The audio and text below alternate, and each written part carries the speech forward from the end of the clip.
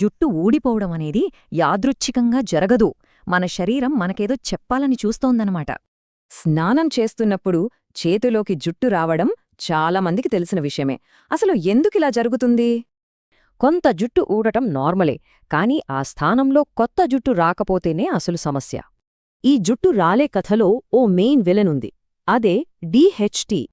దీన్నే జుట్టుపాలిట ఒక slow poison అని చెప్పొచ్చు. నెమ్మదిగా పని కానిచ్చేస్తోంది.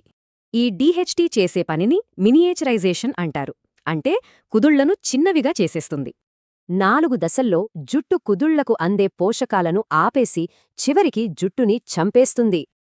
అయితే ఈ డీహెచ్టీ ఒక్కటే పనిచేయదు. దీనికి సాయం చేసే కొన్ని ఇతర అంశాలు కూడా ఉన్నాయి. అవేంటంటే మన ఒత్తిడి, తినే ఆహారం, తాగే నీరు, చివరికి స్మోకింగ్ కూడా. బాగా స్ట్రెస్ ఫీలైతే జుట్టు ఒక్కసారిగా గుంపులుగా ఊడిపోవడం మొదలవుతుంది. జంక్ ఫుడ్ వల్ల తలలో ఇన్ఫ్లమేషన్ పెరిగి జుట్టు కుదుళ్లు బలహీనపడతాయి. హార్డ్ వాటర్ జుట్టుమీద ఒక పొరలా ఏర్పడి పోషణను అందకుండా చేస్తోంది.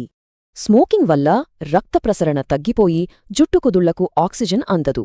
సరే, ఇన్ని కారణాలున్నాయి. మరి దీనికి పరిష్కారం లేదా? ఖచ్చితంగా ఉంది. ఈ సమస్యను ఎదుర్కోవడానికి ఇదొక సింపుల్ యాక్షన్ ప్లాన్. కొన్ని మార్పులు చేసుకుంటే చాలు. రోజూ చేసే హెడ్ మసాజ్ రక్త ప్రసరణను పెంచి డల్లైన కుదుళ్లకు మళ్లీ ప్రాణం పోస్తుంది. అయితే ఒక్క విషయం, ఈ మార్పులన్నీ ఒక్కరోజులో జరగవు. ఫలితాలు కనిపించాలంటే ఓపిక చాలా అవసరం. కన్సిస్టెన్సీ ముఖ్యం.